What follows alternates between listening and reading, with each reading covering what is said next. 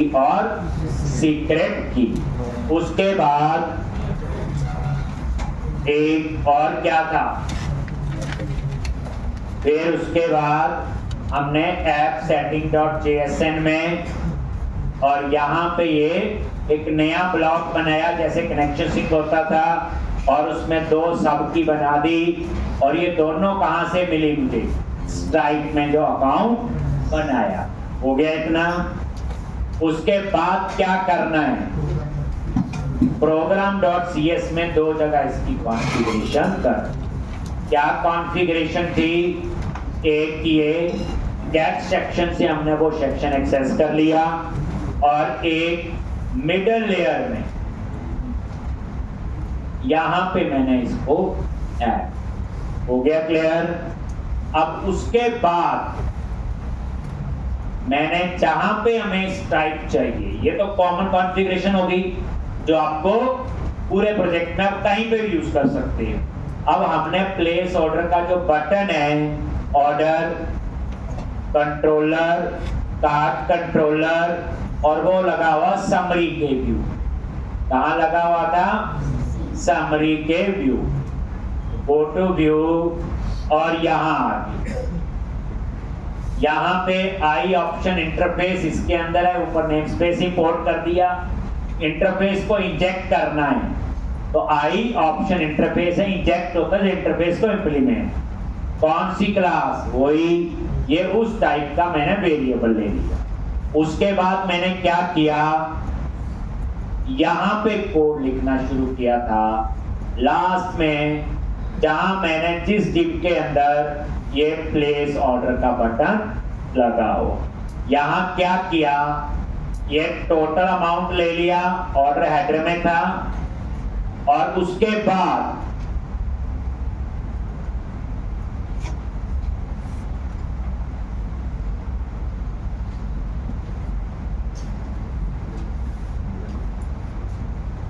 Script src, और ये आपका किसका यूआरएल है, बोलो। एक किसका यूआरएल है, ये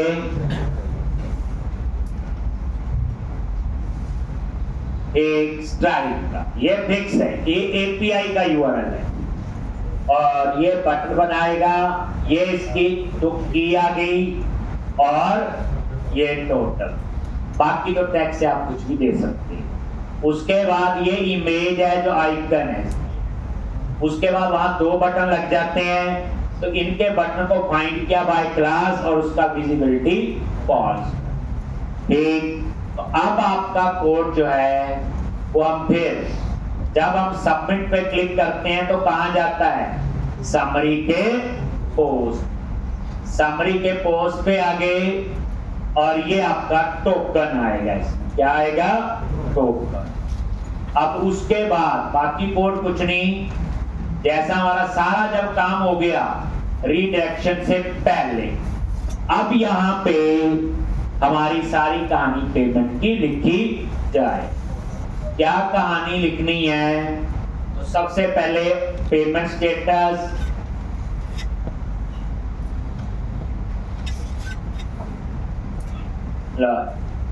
नल कब होगा, जब उसने पेमेंट नहीं की। तो यहां पे shopping order header dot payment due date, और यहां पे लिख दिया डॉट एट 30 डेज, यानी कि ये पेमेंट जो आएगी 30 दिन बाद आए, होता होगा ना। ये उस केस में अगर कंपनी का use, shopping cart BM dot order header dot payment status SD dot payment status क्या होगा, डिले हो, क्या होगा उसका, पेमेंट स्टेटस डिले। और यहां पे shopping cart order header dot order status, और यहां पे ऑर्डर स्टेटस अप्रूव।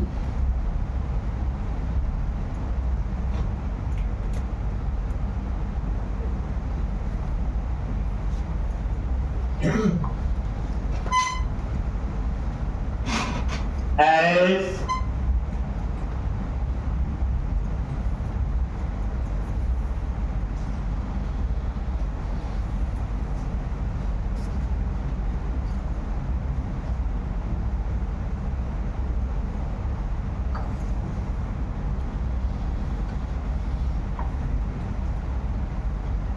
एक ऑर्डर स्टेटस अप्रूव। ले रहा जी।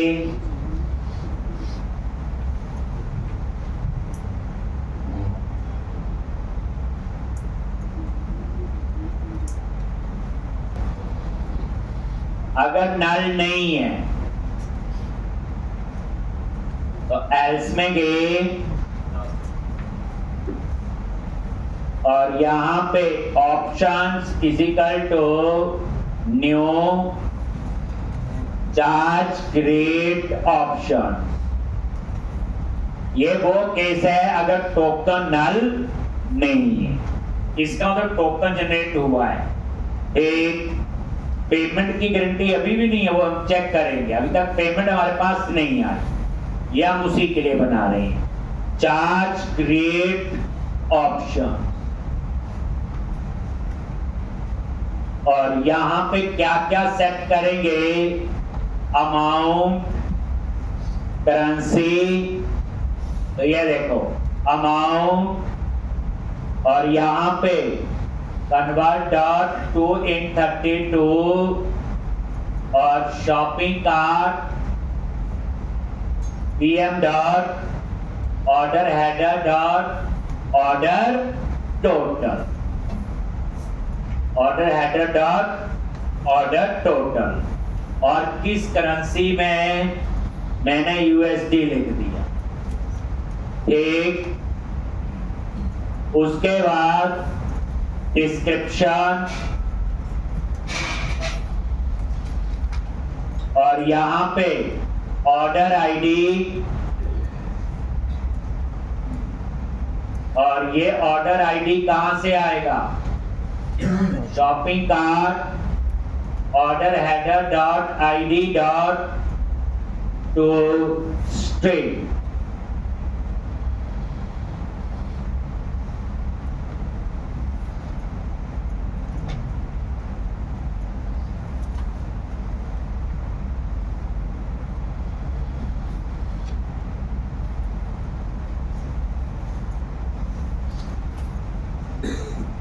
एक और सोर्स, वो है आपका स्ट्राइक टोकन। अब मैंने सिर्फ 3 चीजें यूज की, वैसे तो इसमें और भी होंगी। चार्ज के ऑप्शन, F12 प्रेस करोगे तो लगता है मेरे को और भी कई ऑप्शंस होंगी। यहाँ पे ये देखो करेंसी, डिस्क्रिप्शन, एक्सचेंज, और काफी ऑप्शंस है। एक जो पेमेंट के लिए कल को कोई जरूरत पड़े तो आप यहां से ये रहे। तो हमें जो चाहिए थी वो हमने यहाँ पे बता। तो ये हमने ऑप्शंस क्रिएट की, चार्ज क्रिएट ऑप्शन टाइप की, अमाउंट बता दिया, करेंसी बता दी, डिस्क्रिप्शन तो हमारी मर्जी है, सोर्स भी जरूरी बताना। एक उसके बाद यहां पे एक सर्विस बनाओगे is equal to new charge service, और यहां पे चार्ज वेरिएबल ले लिया, और इसमें सर्विस डॉट क्रिएट, और यहां पे ऑप्शन।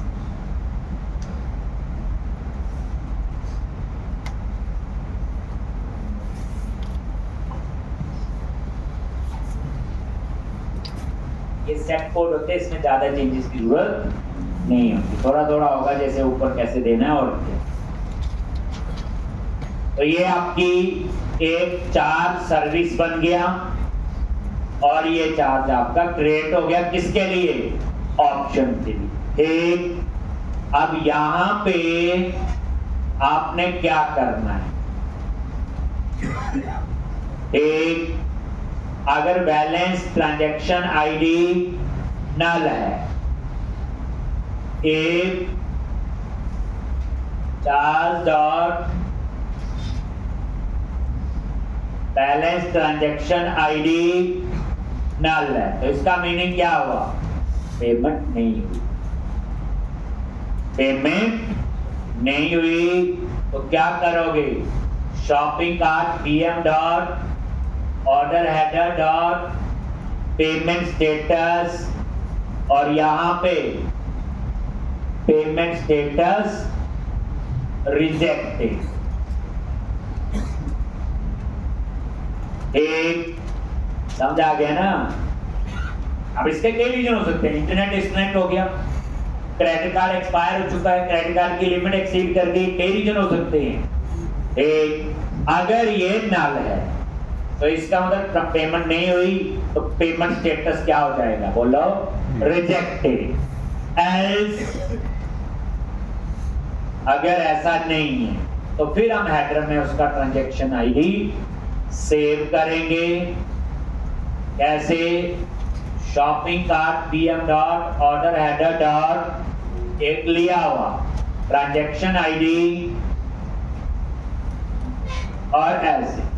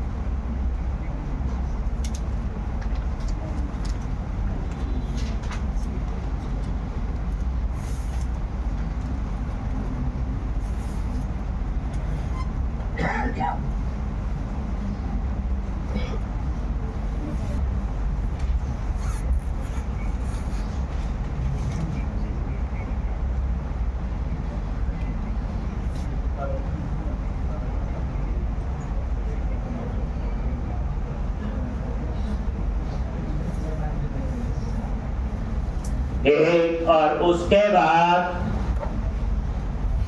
यहां पे एक चार्ज डॉट और यहां पे स्टेटस क्या है, एक डॉट लोअर केस में लिखना है, डॉट टू लोअर लिख दिया, या अपर लिखोगे फिर सक्सीडेड अपर में लिखना होगा। अगर ये सक्सीडेड है इसका मतलब पेमेंट होगी, अगर ये सक्सीडेड है, समझ आ गया। स्टेटस टू लोअर में तो लोअर में लिख दिया, सक्सीडेड अपर करोगे अपर। अब अगर पेमेंट आ गई तो ऑर्डर स्टेटस पेंडिंग की जगह अप्रूव हो जाएगा, पेमेंट स्टेटस अप्रूव हो जाएगा, ऐसे ही होगा। ठीक, तो यहां पे फिर पेमेंट स्टेटस ऑर्डर स्टेटस सारे जो ऊपर आपने सेट किए हुए हैं, हम बात कर रहे हैं इसकी, ये और पेंडिंग थे ना ये दोनों, ये तीनों चीजें आप अपडेट करनी। एक तो यहां पे तो शॉपिंग और यहां पे order header dot order status क्या हो जाएगा, SD dot order status true, shopping cart PM dot order header dot payment status SD dot payment status approve. एक shopping cart BM dot order header dot order date, तो date time dot now, आज की date है। एक चीजें वही की, पहले पेंडिंग थी, अब क्या कर दी, पेमेंट आने के बाद। तो असल में पता कब चलेगा, जब ये सक्सीडेड होगा। सब कुछ हो गया, ट्रांजैक्शन आईडी जनरेट हो गया, पता चले क्रेडिट कार्ड की लिमिट एक्सीड हो रही।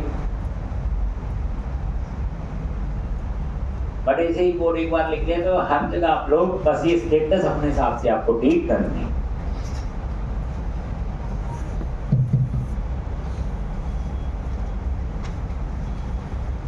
और उसके बाद सेव, तो यहाँ पे डाटाबेस में तो अपडेट तभी होगा जब आप सेव को कॉल करो।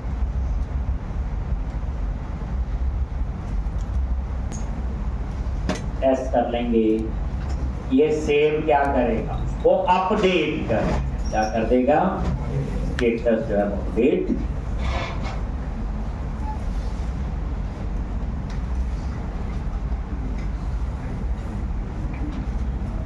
तो अब आप बस बाकी तो लिखा ही हुआ नीचे, रिफ्लेक्ट टू एक्शन, बाकी कहानी तो पता है। तो जो असाइनमेंट दी थी इसने कर ली है, करना बराबर एक बार, 1 2 3 दिखानी जरूर है मुझे।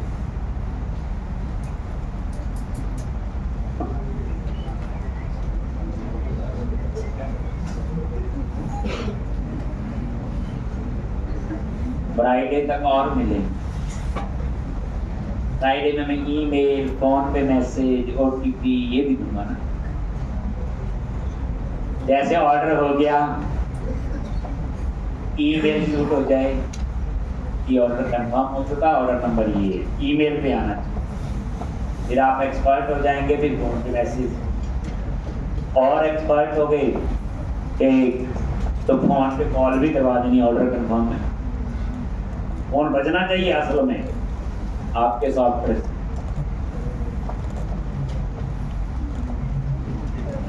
मैसेज हो तो सारे करवा देते हैं, नहीं सारा मैंने नहीं करना, कुछ मैंने करवाना, कुछ आपने ही करना। तो अब हम लोग एक नया ऑर्डर, लॉगिन पे क्लिक किया, एक जो भी यूजर होगा आपने उससे लॉगिन कर लेना, लॉगिन।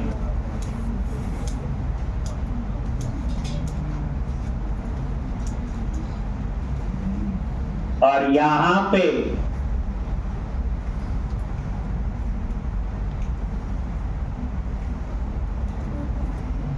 समरी पे क्लिक करो और प्लेस ऑर्डर। एक जैसे आपने प्लेस ऑर्डर पे क्लिक किया, ये देखो यहां पे कोई भी ईमेल डाल दो, कोई वेरीफाई की टेंशन नहीं। कार्ड नंबर कहां से, टेस्ट मोड पे गए, वहां पे टेस्टिंग के लिए कुछ कार्ड हैं, कोई भी कॉपी कर लिया है वीजा कार्ड, और यहां पे सेव हो गया जी, और यहां फ्यूचर की डेट डाल दी, लॉन्च, और ये 1 2 3, और उसके बाद ये आपका आ गया, क्लिक किया, ये लो जी आ गए यहाँ पे स्ट्राइप टोकन, ये आपका वो टोकन आ गया।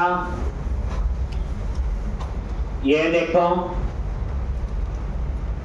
ये टोकन जनरेट हुआ है, टोकन बेस्ड ऑथेंटिकेशन होती है, जो नेक्स्ट टॉपिक हम शुरू करेंगे एपीआई वहां पे। उसके बाद F10, ये कहानी पुरानी है, टेस्ट हो चुका है, और ये सारे ऑर्डर स्टेटस सेव हो गए। उसके बाद ये जितनी कार्ट में थी तो ऑर्डर डिटेल में सेव हो जाएंगी। हो रहा है जी, यहां तक तो पता है। कार्ट में कितनी आइटम थी? 3 थी, 3 बार लूप। अब बाहर आ गए और इसने क्या किया, शॉपिंग कार्ट से रिमूव कर सेव किया और ये सेव। उसके बाद सेशन का जो काउंट है वो क्या सेट कर दिया, 0। ये लो, अगर ये नल है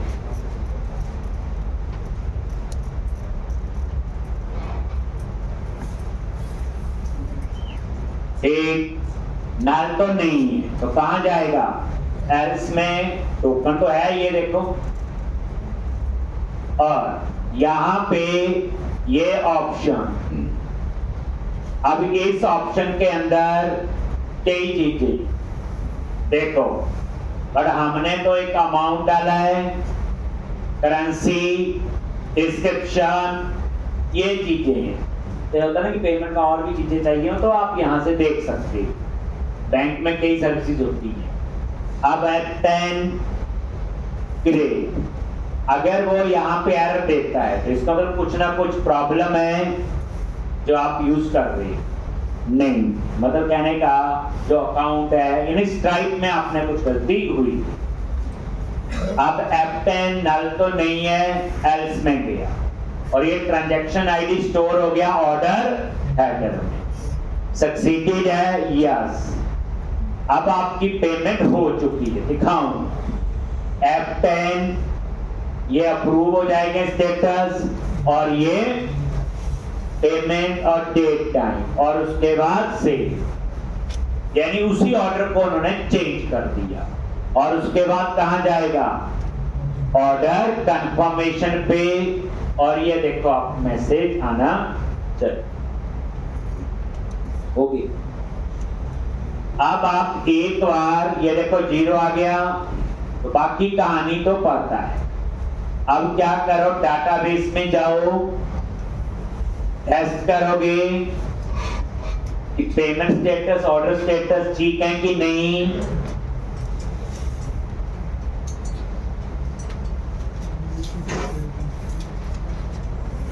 DB Ecom 11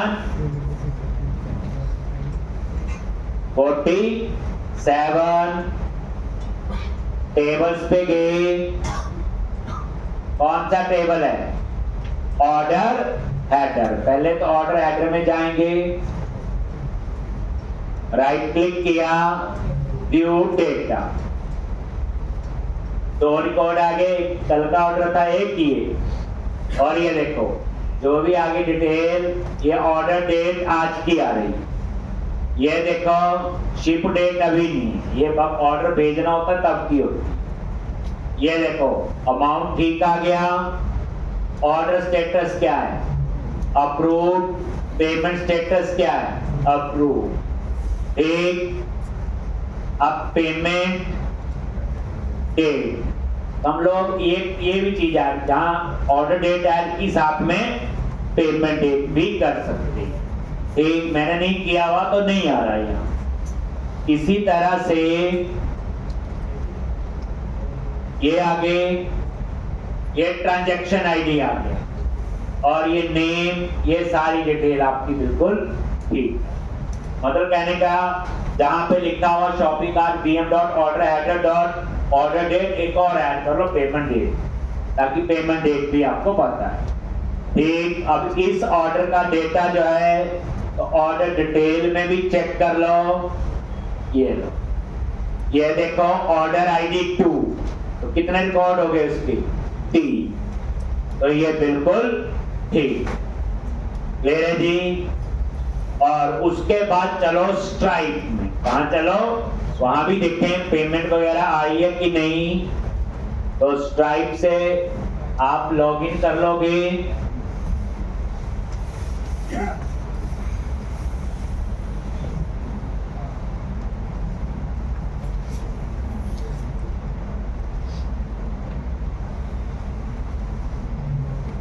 और यहां पे लॉग, और ये देखो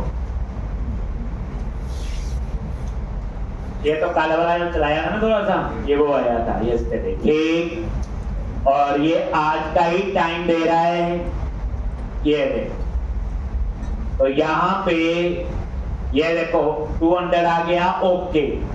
ये एपीआई का होता है। नेक्स्ट टॉपिक एपीआई है, पता चलेगा, ठीक। और यहाँ राइट हैंड साइड पे देखो ये जो चीजें आ रही हैं, ठीक। तो यहाँ पे ये ईमेल वगैरह तो आ गया। मेन जो चीज दिखाने की कोशिश करूंगा, ये देखो रिक्वेस्ट पोस्ट बॉडी में क्या आ रहा है, अमाउंट, करेंसी, डिस्क्रिप्शन और शो। अब यहाँ पे ये पेमेंट पहुंच गई, ठीक। तो ये था आपका क्या था, एक इस पे।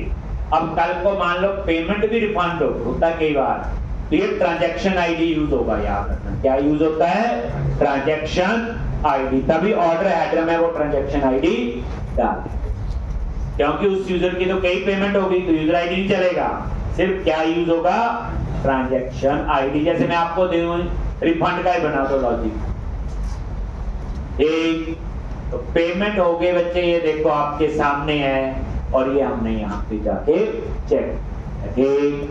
तो ये कहानी थी, ये पेमेंट। तो ये सब की प्रैक्टिस होनी चाहिए, और आप इसे टेस्ट करके भी देखते। क्लियर है जी। अब हम आगे पढ़ेंगे ईमेल। अभी क्या होता है, हमने ईमेल CSS ऐसे लिख दिया।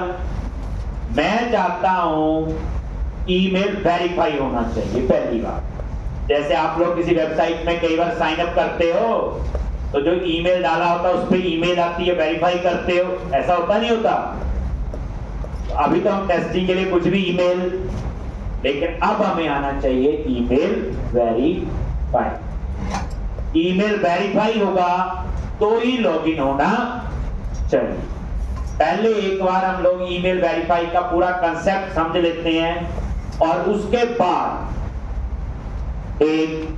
बाद हम लोग कहां जरूरत है, कैसे है देखो हमारे प्रोजेक्ट में कहा। देखो एक बात तो होता है ना, जैसे पर्सन लॉगिन कर रहा है, आ गया, अगर उसका ईमेल वेरीफाई नहीं है तो वो यही मैसेज दे दे कि आपका ईमेल वेरीफाई नहीं, तो नीचे रीसेंड ईमेल कंफर्मेशन, तभी लॉगिन कर सकते। हमने ऐसा नहीं करना। हम चाहते हैं बंदे का ईमेल का पासवर्ड भूल गया है, हम चाहते हैं बंदा आए, ईमेल डाले। वेरीफाई हम तब करेंगे प्लेस ऑर्डर से पहले, जब बंदा खरीदने को तैयार है तब हम ईमेल वेरीफाई, रिक्वायरमेंट है ना, या तो शुरू में कर लो, मर्जी है आपकी। जैसे बंदे ने रजिस्टर किया तब ईमेल वेरीफाई होनी चाहिए। मान लो नहीं की तो लॉगिन टाइम पे आके कर दे, यही होना चाहिए। तो ये डिपेंड करता है क्या फ्लो है, लेकिन उसके लिए पहले हमें ईमेल का कोड आना चाहिए। इसलिए अब हम तैयारी करने जा रहे हैं पहले ईमेल भेजने की। तो ईमेल में याद रखना सबसे इंपॉर्टेंट होता है आपका क्या, कौन से प्रोटोकॉल यूज होते हैं। तो SMTP याद रखना, ईमेल भेजने के लिए SMTP, simple mail transfer protocol.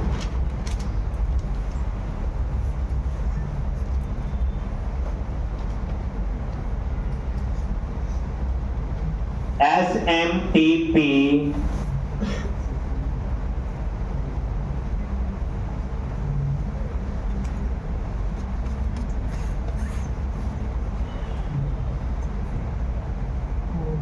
SMTP simple mail transfer protocol.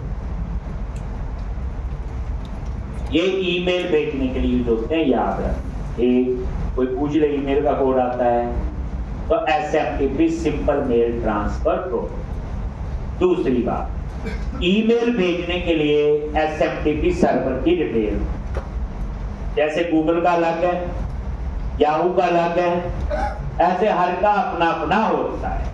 हमें उन्हीं में से किसी का सर्वर यूज करना है। देखो ईमेल भेजने के लिए जहां किसी को भी सकती है, जैसे हमारी एप्लीकेशन पे शॉपिंग तो कोई भी कर सकता है, याहू का, हॉटमेल, गूगल, कोई भी, लेकिन एक सर्वर तो हमें लेना पड़ेगा, वो पैसे लेते हैं, पर हम फ्री वाला करें। पहले कंसेप्ट समझो, protocol SMTP, simple mail transfer protocol.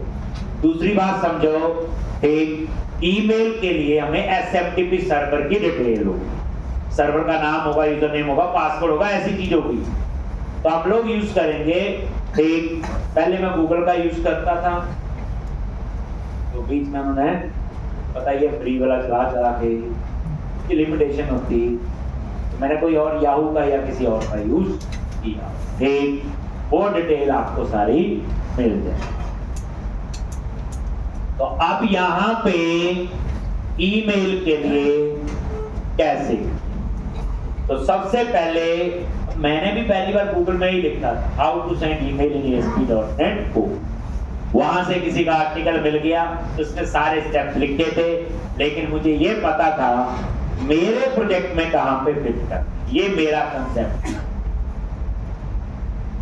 अगर ईमेल भेजने क्या चाहिए आप बताओ, एसएमटीपी डिटेल हो, from email to email, subject, ये तो वही है, ठीक। तो अब यहां पे ईमेल के लिए तो यूटिलिटी में जाओगे, ईमेल सेटिंग्स नाम से एक क्लास बना है, स्टेप्स याद रख लेने एक बार। यहां में इसे लिखते हैं कि ईमेल का कोड होता है 10 जगह यूज करना है, एक जगह लिख लो। तो यहाँ पे यूटिलिटी वाले प्रोजेक्ट पे राइट क्लिक किया, ऐड क्लास, और यहाँ पे ईमेल सेटिंग। पहले हम सिंपल ईमेल भेजने का कोड करेंगे, फिर उसके बाद वेरिफिकेशन। ईमेल सेटिंग, एक पब्लिक,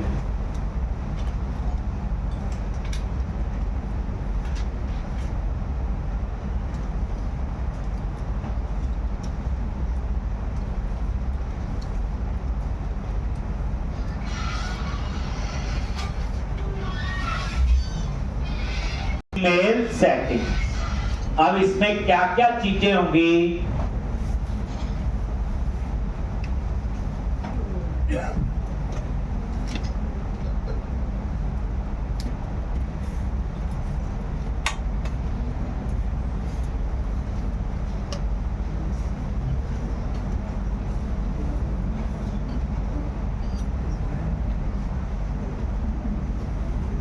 और यहां पे email setting,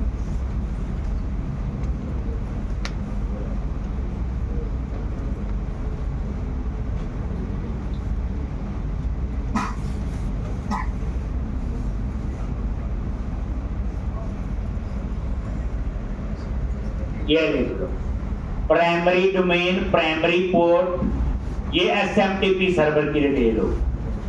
secondary domain, secondary port, ये किसकी होगी, सेकेंडरी। जैसे कई बार क्या करते हैं, 2 ईमेल सर्वर ले लेते, कैसे लगते हैं उसके कि एक ना काम करे तो दूसरा, दैट इज सेकेंडरी डोमेन और सेकेंडरी पोर्ट। ये क्या लेंगे हम लोग, ईमेल सर्वर।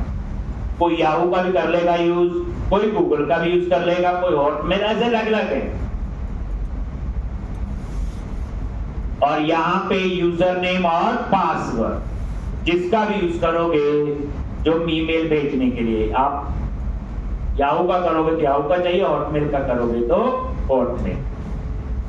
फ्रॉम ईमेल, ये तो हमारी वेबसाइट से मेल जाएगी, ठीक। और टू ईमेल, जिसने शॉपिंग करनी, सीसी, ऐसे कल को बीसीसी वगैरह भी चाहिए तो वो तो आपको इतना अंदाजा है। फिर लिखोगे सारे, setting.jsn में जाना है, कहाँ गए, मेन प्रोजेक्ट में गए और ऐप सेटिंग एक और ब्लॉक बनाओ, कॉमा, और यहां पे वही ईमेल सेटिंग और सारी की बना दो। नया तरीका देख रहे, कुछ भी है यही ऐसे हमने स्ट्राइक पे यूज किया, तो सेम आप लोग यहां पे भी वही आपका ऐप सेटिंग डॉट JSN में गए एक, और यहां पे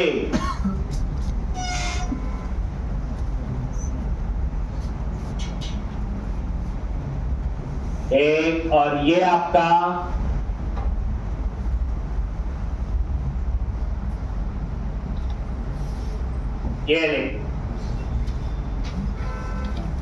ये वही ब्लॉक ईमेल सेटिंग्स क्या है, वही की याद रखना, यही क्लास का नेम, तरीका वही फॉलो किया है। इसका ये फायदा होता है फिर हमें बार बार कोई और नई चीज अप्लाई करनी तो ऐसे ही करेंगे। जैसे मैंने पेमेंट के स्ट्राइक अप्लाई किया, आपने एक और करना यूज, चाहे पेपॉल यूज करो चाहे कोई और करो,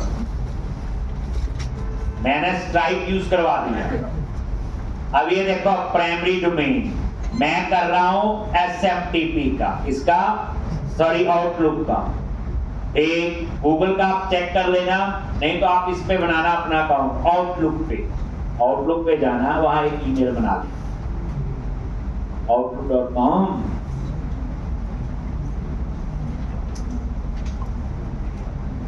और ये देखो ये पोर्ट नंबर है 5 फिक्स है, इसमें कुछ नहीं खा सकते। ठीक, अगर आपको गूगल का लिखना है तो यहाँ SMTP गूगल का चेंज हो जाएगा। ठीक, जैसे दो लिखे हुए हैं, ये भी है आपका ईमेल भेजने के लिए। ठीक, बट मैं सिर्फ इसी पे टेस्ट कर रहा हूं प्राइमरी डोमेन। तो आपने क्या करना, आउटलुक में जाके अपना ईमेल बना लेंगे। किसमें बना लोगे, आउटलुक में, जिसमें मैंने टेस्ट किया हो। पहले मैं जीमेल से करता था, आप कर लेना जीमेल से भी। बस यहाँ पे गूगल से ढूंढ लेना जीमेल सर्वर का क्या नाम, smtp.mail.gmail.com होता, कुछ ऐसा नाम है, देख लेना फिर। और ये देखो ईमेल, ये सारे वही नाम है जो वहां दिए हैं। सेकेंडरी की मुझे जरूरत नहीं है, कल को जरूरत हो तो उसका SMTP और पोर्ट 587 ही होता है सारे ईमेल का पोर्ट, याद रखना, चाहे जीमेल है, चाहे याहू है, चाहे गूगल है, चाहे आउटलुक। और ये देखो, ये जैसे मैंने अपना ईमेल बनाया हुआ कहां पे, आउटलुक पे।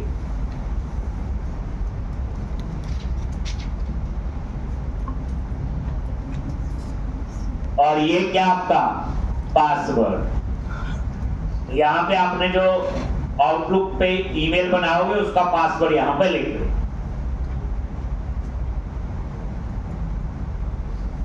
जरूरी है, जो भी SMTP यूज करोगे, अगर आप यूज करोगे गूगल, तो गूगल का ईमेल, जीमेल का वो तो आपका बना ही होगा, पहले यूज किया हुआ लॉगिन विद गूगल वाला, वो चल जाएगा, वो आपकी मर्जी है।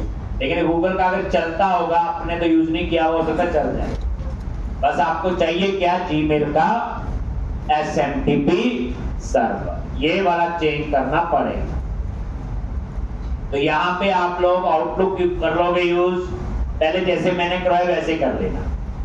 और यहाँ पे outlook.com और यहाँ पे उसका पासवर्ड डाल दो, जो आउटलुक पे आपने ईमेल बनाया होगा उसका पासवर्ड।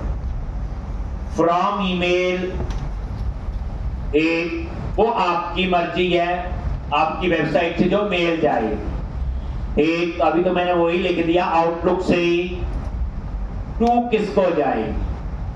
अब वो जा किसको सकती है, कोई भी हो सकता है, जीमेल का भी हो सकता है जो शॉपिंग कर रहा है। तो मैंने यहाँ जीमेल के अकाउंट लिख दी, टू में भी CC में। आप बोलोगे इसी को हमेशा मेल जाएगी, नहीं, हम इसको ओवरराइड करेंगे। तो मैंने बाय डिफॉल्ट वैसे ही लिख दी, कुछ नहीं दोगे तो इनको तो मेल जाए। जैसे कई बार क्या होता है, एक ऑर्डर कंफर्म हुआ तो उसकी CC जो है ऑर्डर डिपार्टमेंट को चली है, तो हम CC में ऑर्डर डिपार्टमेंट का ईमेल लिख देंगे। होता ना, जैसे किसी ने ऑर्डर दिया उसको तो मेल जाएगी, वो टू ईमेल हो गया। सीसी किसको चली जाए? जिनको ऑर्डर किया उसके डिपार्टमेंट। तो ये उसके लिए सीसी हो सकता है, बीसीसी ईमेल भी हो सकता है।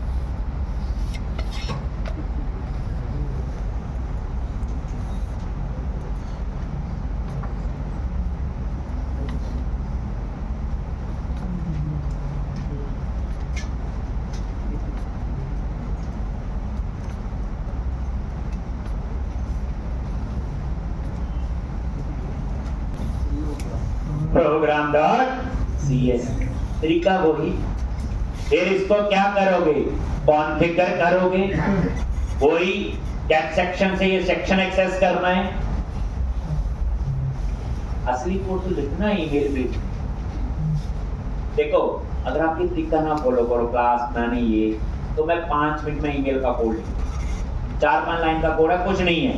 हमारा टाइम इसलिए लगता है कि हम पूरा एक स्ट्रक्चर बनाते हैं रीयूजेबिलिटी की। जैसे पहले क्लास बनाई, फिर हमने कहाँ लिखा कोड? ऐप सेटिंग में, फिर आ गया। अब इसका फायदा क्या है? कल को मान लो सर्वर चेंज करना है क्लाइंट ने, वो एक जगह चेंज करेगा, पूरे प्रोजेक्ट में वो काम करे, ये फायदा होता है। अदरवाइज आपने पूरे प्रोजेक्ट में 10 जगह ईमेल का कोड यूज किया, 10 जगह चेंज करना पड़ेगा। एक तो ये वाला तरीका जो प्रोजेक्ट में सिंपल बच्चे पढ़ रहे होते हैं ना, तो एक पेज पे बनाओ, वहीं सारा लिखो और मेल भेजने का कोड आपको आ जाए। अब आप लोग लिख लिया सारा।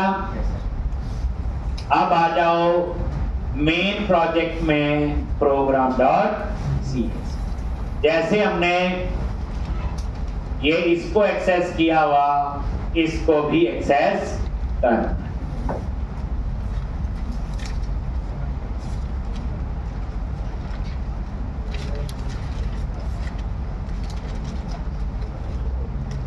एक तो यहां पे सेम तरीका ही है जैसे ये है, उसके बाद ही लिख लो। वैसे पैर ऐप के ऊपर जहां मर्जी लिख लो, ऐसा कुछ। अब इसमें क्या ध्यान रखना है? देखो builder.subsidy.configure ईमेल सेटिंग, क्लास का नाम F12 प्रेस कर लो, ये वही क्लास है जो मैंने बनाई। दूसरा ईमेल सेटिंग, ये नाम वही है जो कहां दिया हुआ, यहां पे। एक अगर इसके स्पेलिंग गलत है उसके तो ठीक करो, या इसको ठीक करो, या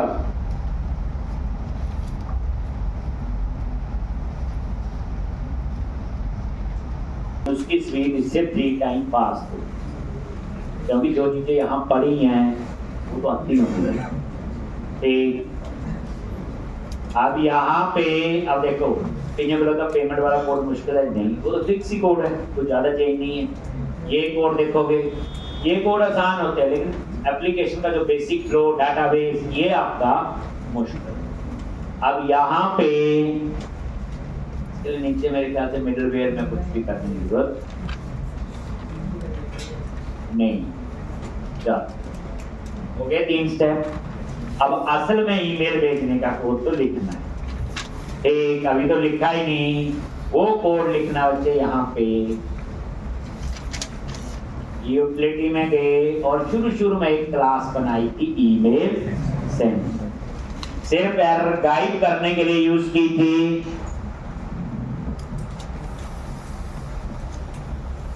और ईमेल सेंडर और इनहेरिट हो गया आई, और आई ईमेल सेंडर मैंने नहीं बनाया, ये बना हुआ इंटरफेस ईमेल सेंडर मैंने बना दिया, और इसको हम पहले ही ऐड कर चुके हैं, देख लो ध्यान, TI पे याद है ये। चलो अब हम कोड लिखेंगे इस ईमेल सेंडर के अंदर। ये खाली जगह बनी हुई है, यहां पे आपकी ईमेल की सारी कहानी। ठीक, तो इसके लिए क्या करना है? तो अब हम लोग इस क्लास के अंदर हमने कोड लिखना है। एक तो यहां पे लो ना कुछ नया तरीका, प्राइवेट, और यहां पे ईमेल सेटिंग्स टाइप की,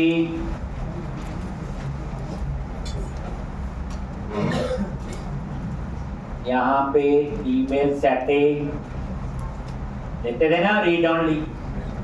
बस यहाँ रीड ओनली के लिए मैंने क्या लिख दिया, गेट। बात वही है। एक गेट का मतलब क्या है, रीड ओनली। फिर इसके कंस्ट्रक्टर में जाओ, कैसे पास करोगे,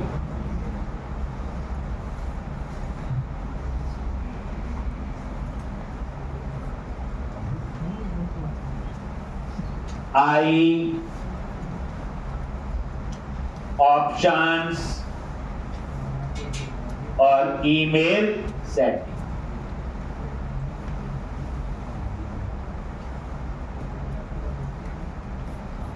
एक ईमेल सेटिंग और underscore email setting dot web, ये आपने यहां पे लिख, थोड़ा सा इसका तरीका ईमेल सेटिंग डॉट वेब लिख।